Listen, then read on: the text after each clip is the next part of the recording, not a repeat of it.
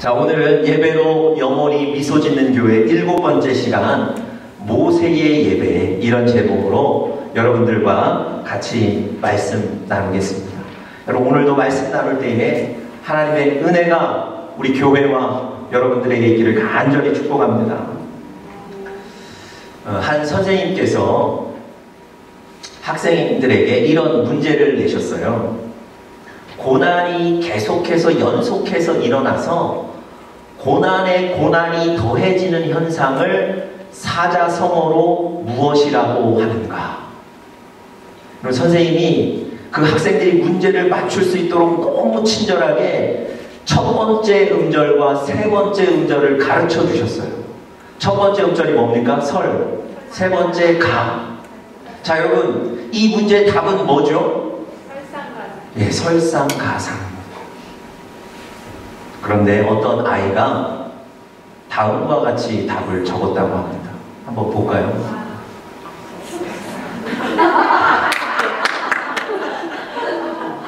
설사가 또. 네. 화장실에 다녀왔는데 또 배가 아파서 화장실에 가야 되는 거예요. 이 아이는 선생님의 그 문제를 듣고 이걸 떠올린 거예요. 배가 아파서 다녀왔는데 또 화장실에 가야 되는 것, 이걸 고난의 연속이라고 생각한 겁니다. 그리고 여러분과 저는 지금 잠시 웃었는데요, 사실은 어려움이, 고난이 계속되면 여러분과 제가 사실은 쉽게 받아들이기가 힘듭니다. 이 설상가상의 어떤 상황들을 여러분들과 제가 쉽게 해결하기가 어렵습니다. 한 남자가 행복한 가정을 만들겠다는 그 꿈을 안고 결혼을 했어요. 그런데 결혼하면서 시작했던 그 사업이 어려워졌습니다. 그렇게 재정적으로 어려운 가운데 아이가 태어났어요. 그럼 아이가 태어나는 건 축복인데 재정적으로 너무 어렵다 보니까 아이가 태어나는 것도 짐이 됐어요. 상황이 너무 어려워서 그 상황 속에서 아내에게 우리가 조금만 더 인내하고 견디자고 얘기했는데 얼마 지나지 않아 아내가 그 가정을 떠나버렸습니다. 이 남자는 밖에서 일하면서 그 아이를 돌봐야 했습니다. 얼마나 어려웠겠습니까? 그래서 아이를 잘 돌보는 직업을 선택한 것이 낡은 트럭을 하나 사서 짐을 운반하고 아이를 옆에 태우는 거예요. 그런데 여러분, 시간이 지나고 나는데 그 낡은 트럭이 고장이 나서 길가에 서고 말았습니다. 그럼 그 사람에게 하나밖에 없는 재산이 트럭이거든요. 그것마저 길가에 서버린 거예요. 우리가 만약에 그 당사자라면 얼마나 어렵고 힘들겠습니까? 어떻게 그 일들을 받아들이고 견디실 수 있겠습니까? 여러분, 제가 오늘 설교 서두에 이런 그 설상가상의 상황을 설명드리고 얘기 드리는 이유는, 오늘 우리가 읽은 본문에 보시면 이스라엘 백성들이 똑같이 그런 상황을 맞고 있습니다. 여러분, 하나님께서 이스라엘 백성들 가운데 상상치도 못했던 고난이 계속해서 일어나고 있는 거예요. 여러분, 이스라엘 백성들이 홍해를 건넜습니다. 하나님께서 기적을 베풀어 주셔서 홍해를 갈라주시고 이 이스라엘 백성들은 걸어서 홍해를 지나게 됩니다. 여러분, 홍해를 지나고 난 뒤에 이제 이들은 가나안 땅으로 들어가면 됩니다. 적과 꿀이 흐르는 그 가나안 땅이 가까이 왔습니다. 이들 마음속에 어떤 생각이 들었을까요? 이제 저 가나안 땅에 들어가서 과거의 고난과 고통은 잊고 이제 가족들과 행복한 삶을 살아야 되겠다는 그 희망에 부풀어 있지 않았겠습니까? 이들이 이제 그 가나안으로 가는 길목인 수르 광야를 지나게 됩니다. 그런데 여러분, 오늘 본문에 보시면 이 수르 광야에서 어떤 일이 벌어졌는 줄 아세요? 우리 22절 다시 한번 보실까요? 모세가 홍해에서 이스라엘을 인도하매 그들이 나와서 수르 광야로 들어가서 수루까지는 들어간 거죠. 거기서 사흘 길을 행하였으나 물을 얻지 못하고. 여러분, 황량한 그 광야를 한번 생각해 보십시오. 정말 햇볕이 내려쬐는데 그 햇볕을 막을 만한 나무 한 그루 없는 그 황량한 광야길을 3일간 걸었다는 겁니다. 그런데 3일이 지나도록 마실 물을 발견하지 못하는 거예요. 여러분, 그 광야로 들어가기 전에 이미 물을 좀 준비했을 수는 있습니다. 그렇지만 3일 동안 걸었을 때 이미 그 물도 다 떨어지지 않았겠습니까? 여러분, 그 뜨거운 광야에서 3일간 물이 없다는 건 죽음의 위협입니다. 그렇게 지금 이 이스라엘 백성들은 수르 광야에서 죽음의 위협을 당하고 있는 거예요. 그런데 여러분, 3일을 갔더니 물을 발견하게 됩니다. 얼마나 기뻤을까요? 그런데 그 물을 향해 달려갔는데 그 물은 써서 사람이 마시지 못할 물이었어요. 23절 보시겠습니까? 마라에 이르렀더니 그곳 물이 써서 마시지 못하겠으므로 그 이름을 마라라 하였더라. 여러분, 생각해 보십시오. 황량한 사막에 3일간 물 없이 돌아다녔는데 드디어 발견했던 물이 써서 마시지 못할 물이었던 거예요.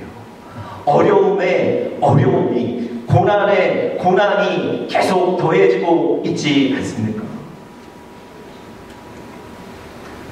여러분, 이스라엘 백성들은 이런 상황을 상상치도 못했습니다. 이제 홍해를 기적적으로 건넜기 때문에 가나안 땅 들어가는 건 아무런 문제가 없을 거라고 생각했어요. 그런데 이제 홍해를 건너 가나안 들어갈 그 무렵부터 이 어려움이 생기기를 시작하는 겁니다. 마치 우리 인생과 비슷하지 않습니까? 여러분, 이렇게 설상가상에 어려운 일이 계속해서 연속적으로 생겼을 때 이 이스라엘 백성들이 보인 반응은 뭐였을까요? 불평입니다. 불만입니다. 23절 한번 보시겠습니까? 24절 한번 보시겠습니까? 24절 다 같이 읽겠습니다. 시작. 백성이 모세를 대하여 원망하여 가로되 우리가 무엇을 마실까 하매. 여러분, 백성들이 이런 일을 겪자마자, 이런 일을 보자마자 나오는 반응이 뭐라고요? 원망하는 거예요. 불평하는 거예요. 그런데 여러분, 이 일이 있기 3일 전에는 이 이스라엘 백성들이 모세를 어떻게 생각했는 줄 아세요? 이 일이 벌어지기 불과 3일 전에 이 이스라엘 백성들은 모세를 다르게 생각했어요. 여러분, 우리가 오늘 읽지는 않았지만 바로 앞장 14장 31절 우리 스크린 통해서 한번 보겠습니다. 우리 다 같이 한번 읽어보겠습니다. 시작. 이스라엘이 여호와께서 애굽 사람들에게 베푸신 큰 일을 보았으므로 백성이 여호와를 경외하며 여호와와 그 종 모세를 믿었더라. 여러분, 불과 3일 전에 이스라엘 백성들이 모세를 생각한 겁니다. 하나님을 신뢰한 것처럼 모세를 믿고 신뢰했더라, 그렇게 기록하는 거예요. 그런데 불과 3일 만에 어려운 일이 생기니까 어떤 반응을 보인다고요? 원망하기 시작하는 거예요. 여러분, 여러분과 저에게도 사실 이런 어려운 상황을 만나면 가장 쉽게 나올 수 있는 반응이 원망입니다. 불평하는 거예요. 그런데 여러분, 쉽게 그 반응이 나올 수 있는지는 모르겠지만 그 어려운 상황을 해결하는 요소는 아닙니다. 여러분, 이 원망과 불평이 얼마나 쉽게 나오는지 모릅니다. 여러분, 혹시 2010년도에 그 남아프리카 공화국에서 열렸던 월드컵 대회를 기억하시는지 모르겠습니다. 그때 한국 대표팀이 나가서 경기를 하는데요, 1차전 상대가 그리스였습니다. 경기를 했는데 2대0으로 그리스를 이겼어요. 그때 여러분, 모든 사람들과 언론의 반응이 어땠는지 아십니까? 이 승리를 이끈 허정무 감독은 지장과 덕장이나 뭐 이런 얼마나 큰 칭찬을 했는지 몰라요. 그러면서 두 번째 아르헨티나와의 경기도 잘 치를 것이다 이렇게 얘기합니다. 그런데 이어진 2차전 아르헨티나와의 2차전 경기는 4대1로 지고 말았어요. 여러분 그 게임을 4대1로 지고 난 직후 언론의 반응이 어땠는지 아십니까? 차두리 선수를 오범석 선수와 교체했다는 그 교체한 것이 허정무 감독의 결정적인 실책이다 이러면서 감독을 얼마나 비난했는지 몰라요. 불과 며칠 전에 지장이다 덕장이다 그랬는데요. 지고 나니까 저 사람 때문에 졌다고 원망하는 거예요. 여러분 다시 한번 말씀드립니다. 우리 인생에 너무나 쉽게 나오는 반응이 원망과 불평이에요. 그런데 그것으로는 우리의 그 어려운 환경을, 어려운 문제를 해결하실 수 없습니다. 여러분, 무엇으로 이 어려운 문제들을 해결할 수 있었을까요? 여러분, 오늘 본문의 결론부터 보시면 27절 한번 보십시오. 그들이 엘림에 이르니 거기 물샘 12과 종려 70주가 있는지라. 거기서 그들이 그 물 곁에 장막을 친다. 여러분 더 이상 쓴물이 있는 그 마라에 머물지 않고요. 나무와 물이 풍부한 엘림에 와서 장막을 치고 쉬고 있습니다. 그들이 써서 먹지 못했던 그 마라의 물도 달아져서 먹게 된 줄 믿습니다. 어떻게 그들은 이 설상가상의 어려운 시기의 문제들을 해결할 수 있었을까요? 여러분 오늘 본문에 의하면 다른 것이 아니고요. 모세가 하나님 앞에 나가서 엎드렸을 때, 모세가 하나님 앞에 나가서 엎드려 기도하며 예배 드렸을 때 하나님은 그 쓴물을 달게도 하시고 또 엘림의 땅을 만나게도 하신 줄 믿습니다. 여러분 원망과 불평이 해결이 아니고요. 바로 하나님께 엎드리는 이 예배가 우리 인생의 문제를 해결하는 열쇠인 줄 믿습니다. 그렇다면 과연 이 모세가 드린 예배는 어떤 예배였을까요? 모세는 어떤 예배를 드렸기에 하나님 그의 예배를 통해서 이스라엘을 구원하셨을까요? 우리 세 가지로 같이 구체적으로 좀 살펴보면서 여러분과 저에게 은혜가 되기를 간절히 바랍니다. 자, 첫 번째는요. 하나님의 음성을 들어야 합니다. 하나님의 음성을 들어야 합니다. 여러분 예배 중에 하나님이 우리 교회와 가정과 우리 개인에게 주시는 하나님의 음성을 들어야 될 줄 믿습니다. 하나님의 뜻을 깨달으시는 예배가 되어야 될 줄 믿습니다. 여러분 오늘 본문에 보시면 이런 연속되는 이 어려움의 상황 속에 모세가 홀로 하나님 앞에 나가서 엎드려 기도하고 예배합니다. 여러분 모세가 엎드려 하나님 앞에 기도하고 예배했을 때 어떤 일이 벌어지나요?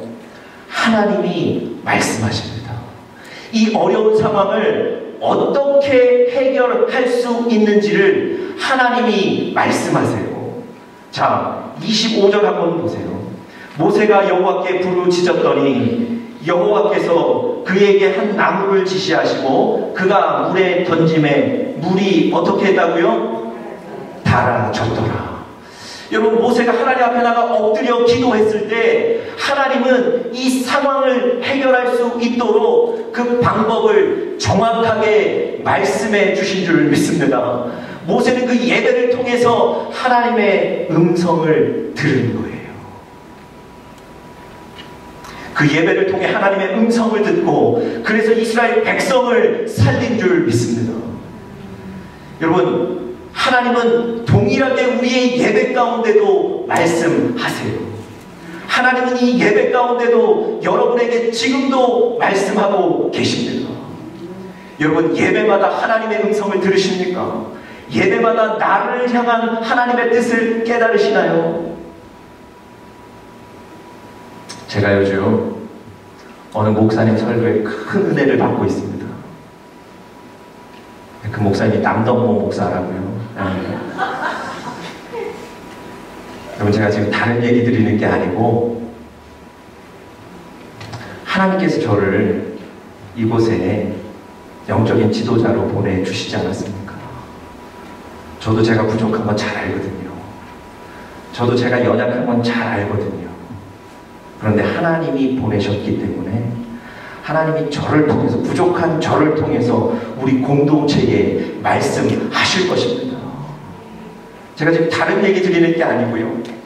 여러분들께서 마음을 여시고 하나님의 말씀을 사모하는 마음으로, 하나님 오늘 예배를 통해서 내가 하나님의 음성을 듣기를 원합니다, 이런 마음으로 예배에 달려나오신다면 우리의 예배를 통해서 여러분이 하나님의 음성을 듣게 되실 줄 믿습니다.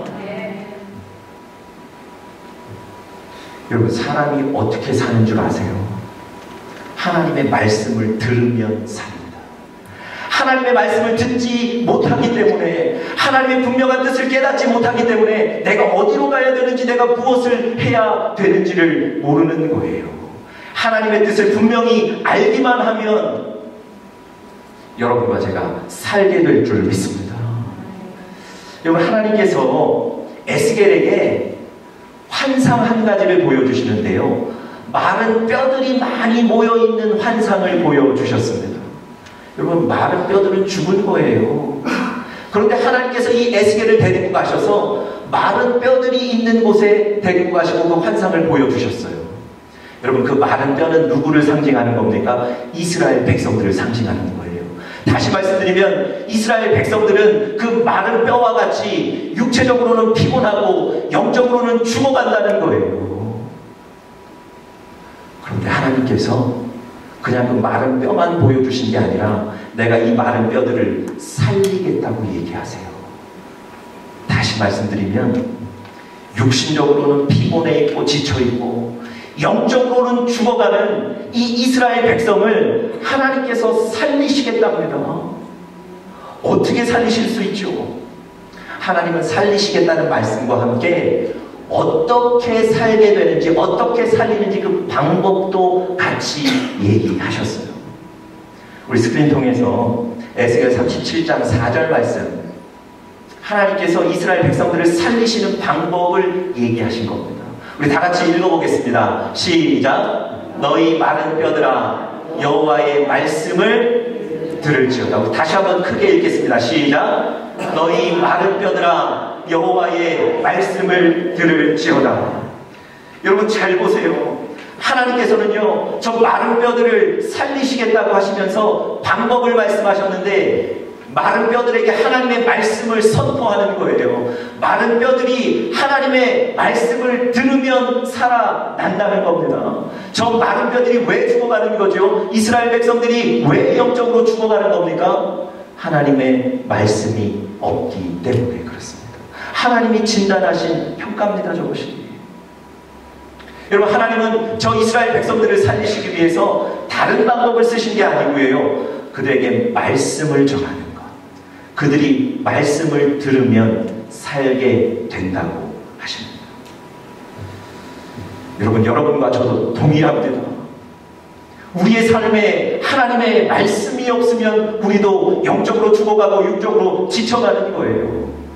그런데 우리의 삶 가운데 하나님의 말씀이 있다면 여러분과 제 삶에 감사가 넘치고 소망이 생기고 담대함이 생기게 될 줄 믿습니다. 여러분, 이삭이 삶의 터전을 빼앗기고 쫓겨났는데 그 상황 속에서도 하나님께 예배드렸더니 하나님이 그 이삭에게 예배를 통해서 말씀하셨어요. 뭐라고 말씀하셨습니까? 너와 너의 자손을 축복하겠다고 말씀하셨습니다. 여러분, 지금 삶의 터전을 빼앗기고 쫓겨난, 그래서 절망하고 있는 이 이삭이 예배 가운데 주신 그 하나님의 말씀을 듣고 일어나는 거예요. 회복하는 거예요. 그 말씀을 믿고 땅을 팠더니 또 샘의 근원을 얻게 되었더라. 성경이 그렇게 얘기하지 않습니까? 지난주에 우리가 한나의 말씀을 배웠는데요, 한나가 그 어려운 상황 속에서 성전에 가서 기도하고 예배했더니 하나님께서 엘리 선지자를 통해서 뭐라고 말씀하셨습니까? 너의 기도를 응답하실 것이다.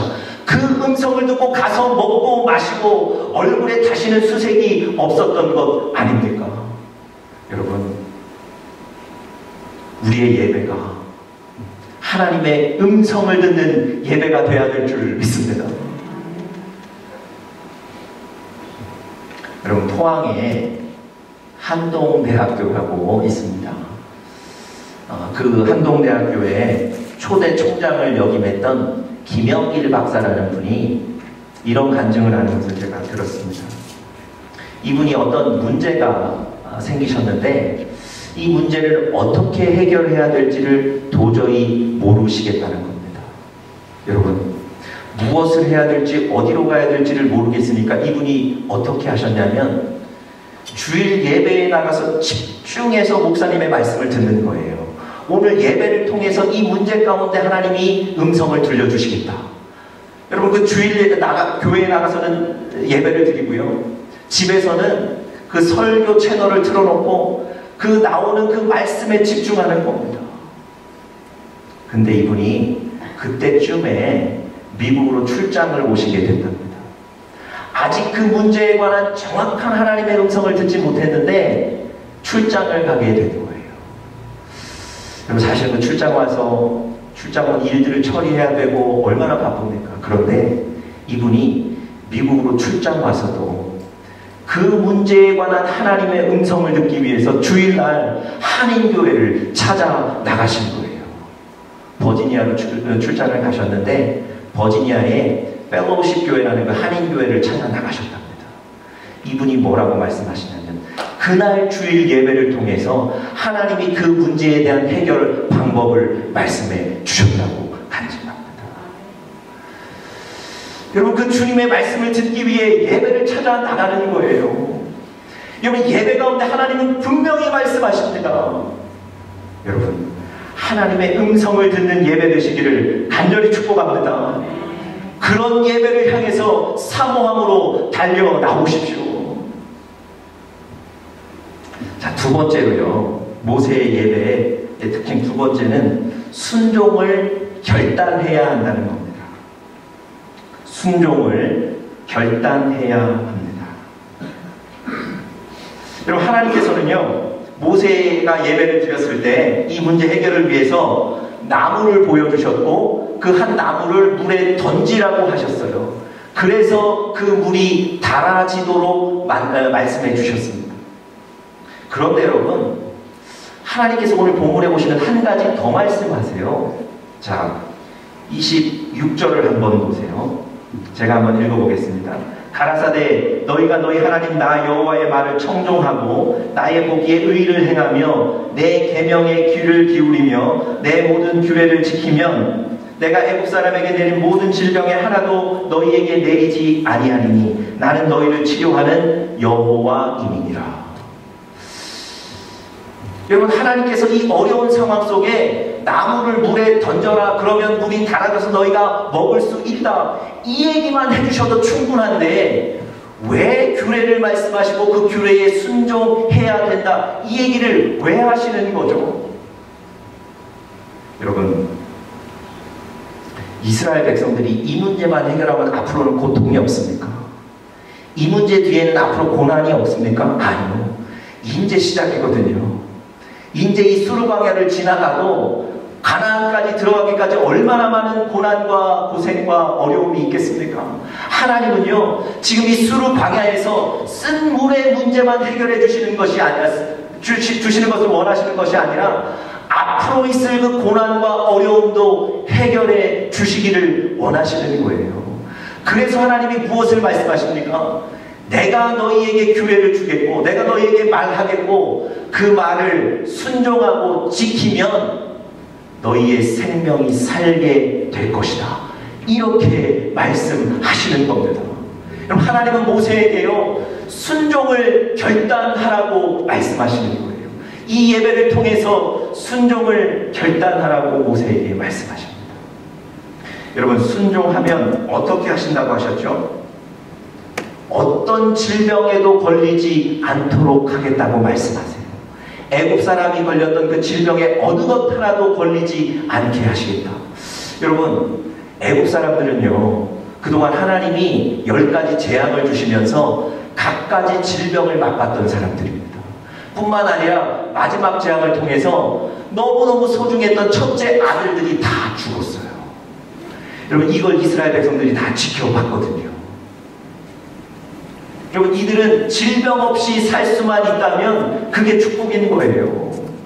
여러분, 200만 명이 움직이는데 위생상 좋았겠습니까? 만약에 전염병이라도 하나 돌면 가나안 땅에는 못 들어가는 겁니다.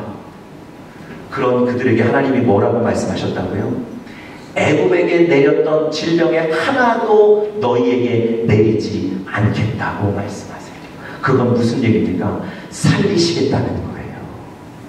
여러분, 하나님께서 여러분과 저를 살리시는데 다른 것 말씀하시는 게 아니고요, 순종하면 살리겠다고 말씀하세요. 여러분, 예배를 통해서 혹은 여러분 개인적인 묵상과 말씀을 통해서 하나님이 여러분에게 말씀하셨다면, 여러분, 그 말씀이 내 생각과는 맞지 않아도, 나에게도 불편해도 부담스러워도 그 말씀에 순종하는 여러분들 되시기를 간절히 바랍니다. 하나님이 여러분을 살리실 줄 믿습니다. 마지막 세 번째로요, 모세 예배를 통해서 우리가 받을 수 있는 교훈은 영적으로 멈추지 말고 전진하셔야 합니다. 다시 한번요. 영적으로 멈추지 말고 전진하셔야 합니다. 다시 말씀드리면 예배를 중단하시면 안 된다는 겁니다. 어떠한 상황이든지 예배 드리기 위해 나가셔야 합니다. 제가 왜 이렇게 말씀드리냐면요, 아까 우리가 27절 읽었는데 27절에 보시면 그들이 마라의 땅에 있다가 엘림이라는 곳으로 왔다고 그랬습니다. 엘림은 어떤 곳이라고 설명합니까? 물도 있고 샘도 있고 나무도 있어서 이제 죽을 것 같았던 이스라엘 백성들이 살 수 있는, 쉴 수 있는 곳이 바로 엘림이에요. 그런데 여러분, 이 엘림이라는 단어의 뜻이 뭐냐면 하나님의 능력이라는 뜻이에요. 여러분, 아까 마라는 무슨 뜻이라고요? 쓰다, 괴롭다, 이런 뜻이고요. 이 엘림이라는 건 무슨 뜻이라고요? 하나님의 능력. 이스라엘 백성들이 쓴 땅, 괴로운 땅에 머물지 않고 하나님의 능력의 땅으로 건너올 수 있었다는 거예요. 근데 여러분, 지리적으로 살펴보시면요, 이 마라에서 엘림까지는 약 10km 정도입니다. 10km. 6마일입니다. 여러분, 이스라엘 백성들이 홍해를 넘어서 수르 광야까지는 70km를 걸어온 거예요. 잘 생각해 보세요. 70km를 마다하지 않고 걸어온 사람들에게 10km는요, 멀지 않은 거리입니다. 그런데 만약에 이들이 그 마라의 땅에서 실망하고 절망해서 포기했다면, 아니 방향을 돌려서 다시 돌아갔다면 이들은 엘림의 땅을 경험하지 못하는 겁니다. 불과 10km 앞에 있는 하나님의 능력의 땅을 경험하지 못하는 거예요. 이들이 계속해서 실망하지 않고 나갔기 때문에 10km 앞에 엘림의 땅을 보게 된 줄 믿습니다. 여러분, 여러분과 저에게도 마찬가지입니다.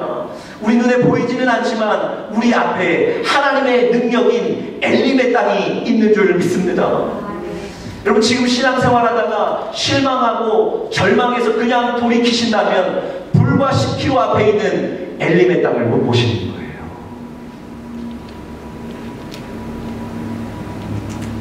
여러분과 제 인생에 반드시 엘림의 땅에 나아가서 그 엘림의 땅을 경험하시기를 간절히 축복합니다.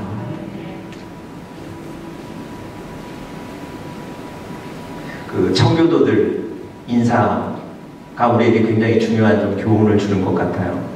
우리 청교도들의 인사는 다음과 같답니다. 우리 스크린 통해서 한번 볼까요? 청교도들의 인사는 이렇답니다. 아직 좋은 것은 오지 않았습니다. 네, 우리 스크린에 나올 텐데요. 한번 보시죠. 청교도들 인사, 아직 좋은 것은 오지 않았습니다. 여러분, 생각하면 할수록 좋은 인사예요. 잘 생각해 보세요. 사람을 만났는데 아직 좋은 것은 오지 않았습니다. 이렇게 인사한다는 거예요. 여러분, 무슨 의미일까요? 하나님이 주시고자 하는 것은 아직 보이지 않습니다. 우리가 조금만 더 인내하면, 조금만 더 나아가면 하나님이 주시는 것을 볼 수 있습니다. 이런 인사입니다. 여러분, 우리들도 서로 이런 인사해야 되지 않겠습니까? 우리 옆 사람에게 이런 인사 한번 해보겠습니다. 아직 좋은 것은 오지 않았습니다. 우리 옆에 분들에게 다 같이 한번 인사해 보겠습니다. 시작. 아직 좋은 것은 오지 않았습니다. 네. 여러분, 영적인 전진을 멈추지 마십시오. 네. 여러분과 제가 멈추지 않고 예배로 하나님께 나아갈 때 마라의 땅에서 엘림의 땅으로 옮겨지는 역사가 있을 줄 믿습니다. 그것을 경험하시는 우리 사랑하는 영적인 가족들 되시기를 간절히 바랍니다. 다 같이 기도하겠습니다.